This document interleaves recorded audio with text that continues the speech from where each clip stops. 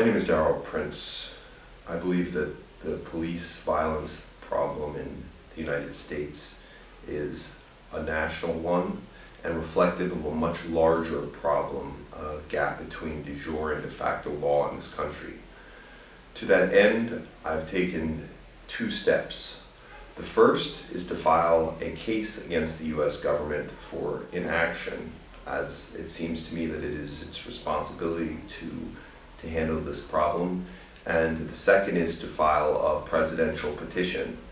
And I'm looking for support for both the first, in terms of moral support, and, attaboys, I guess. And then the second, I am looking for support in terms of signing the petition.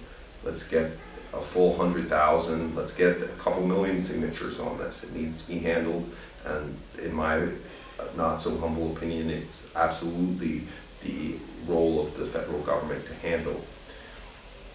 So the legal theory I'm putting forward with regards to this is that the ultimate responsibility for the enforcement of U.S. Supreme Law, aka the Constitution, aka the Declaration of Independence, is the U.S. federal government.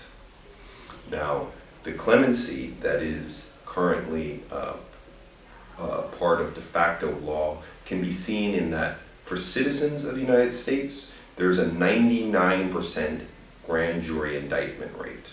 For law enforcement, it's less than 5%. So that is definitely an example of de facto law. De facto law being the law as it is enforced, not as it is written. Now, Ferguson, New York, Oakland, LA, South Carolina, Philadelphia, this police violence problem is a national problem, and national problems require national solutions. There are 1,400 people killed per year in the United States by police officers. The next highest country is Canada with 25. Other countries in the world that are first world countries have numbers like 2, 1, 0. That's where we need to be at. But 1,400 is a very severe problem.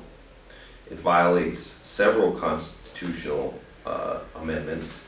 It violates due process, it violates equal protection under the law, and it violates cruel and unusual punishment. And further, it is a violation of the very principles for which this country was founded upon. Governments are instituted amongst men to protect the rights to life, liberty, and the pursuit of happiness. Anytime governments become detrimental to those ends, it is not only the right of the people, but it is their duty to alter or abolish that government and to institute one which will be respectful of those rights. So, based upon the words this country was founded upon, the current police violence problem is acceptable cause for revolution. That's not me saying this. These are words coming out of Thomas Jefferson, out of the founding fathers' mouths. I personally would choose to alter it, as I think the form of our government has done many, many great things. But we need to address these problems with the seriousness with which is written in our own law. Now, the process itself by which police would be prosecuted requires either co-workers or people in the same profession, in the same state, to pass judgment, which is the very definition of a conflict of interest. And this is symptomatic of an ever-widening gap between de jure and de facto law, the law as it is written and the law as it is actually practiced by the people who are supposed to be enforcing it. Now, the government has in recent years been responsible for torture, which is a violation of the 8th Amendment, has violated the 14th Amendment, the aforementioned police issues, the too big to fail, as well as the torture, which has not been prosecuted. The 6th Amendment, which is the right to a speedy trial. There's people who wait 3 to 5 years for a trial. if you don't have enough manpower to bring somebody to have a real trial, then perhaps whatever it is that you have people in jail for isn't that big of a deal to you. Otherwise, you would bring the people to trial. And civil forfeiture is a clear Fourth Amendment violation. I don't know how the government can just take people's things without so much as a by your leave. It very specifically states that you shall not search or seize any property without a specific warrant from a judge, and if those have not been acquired for that specific person's specific thing based upon a case, the government has to have hands off, and that goes for any government agencies that are paid for by the government.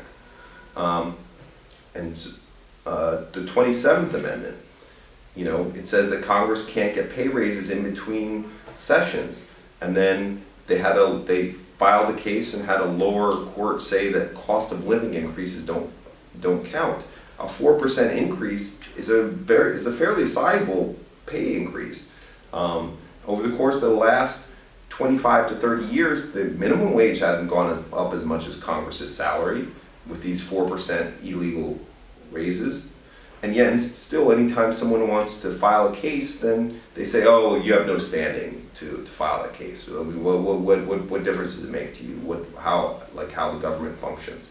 That is not how this government is supposed to function. Congress shall make no laws petitioning the right of the people to petition for grievances, and the judiciary can just pass a procedure and not allow anybody to petition for grievances. I don't think that's how that was really supposed to work. So there's a number of issues which are constitutional in basis, which need to be taken care of.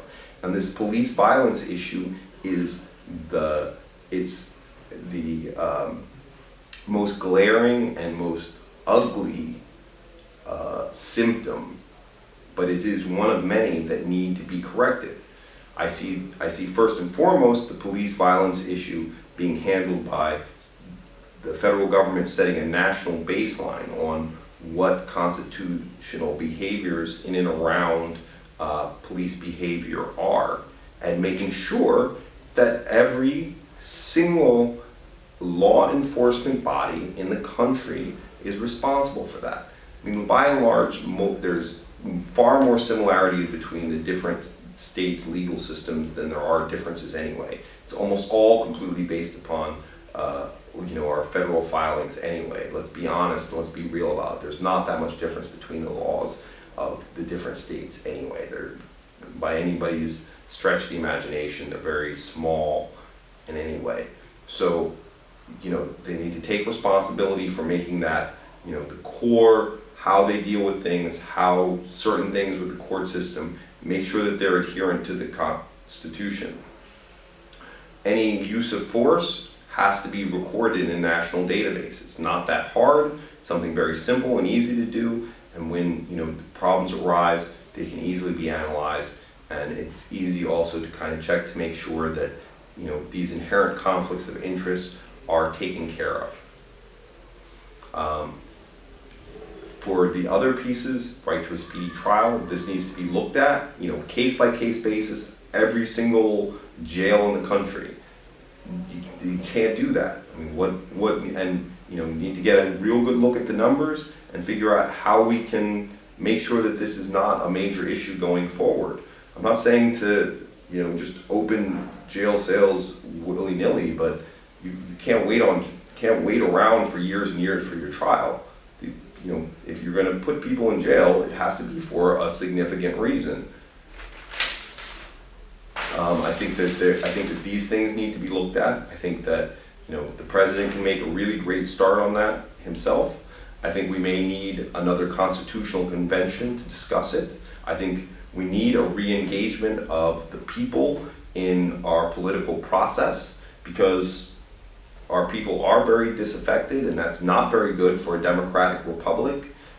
And we need to take a look at whether or not there's severe gaps in what's already there. The Constitution does a great job of talking about individual rights, as does the Declaration, but there's nothing in there about resource management. The government gave away every piece of land from, from the eastern seaboard out to California.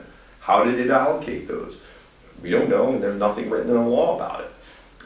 Gives out, mineral rights to do all kinds of things, and decides, whether or not, people can drill underneath, whether or not that's permissible or it's not permissible. How does it do that? Do we have real rules for that? And then also it's the government's role in regulating organizations and corporations. They are not people, and they need to be treated in a different way. I mean, it's the first thing they teach you in corporations. It's not a person. It has to be longer lived than any one person, and it needs to keep records for a very long time. And it needs to make sure that no one person is, that all the people in the corporation are replaceable. That's one of the very first things I was taught when I worked in fairly large corporations. So all of these things need to be re-engaged. I think we need a new constitutional convention, and we definitely need these other things to get fixed right now. The police issue is a first step of many in terms of the changes that need to be made to this country in general.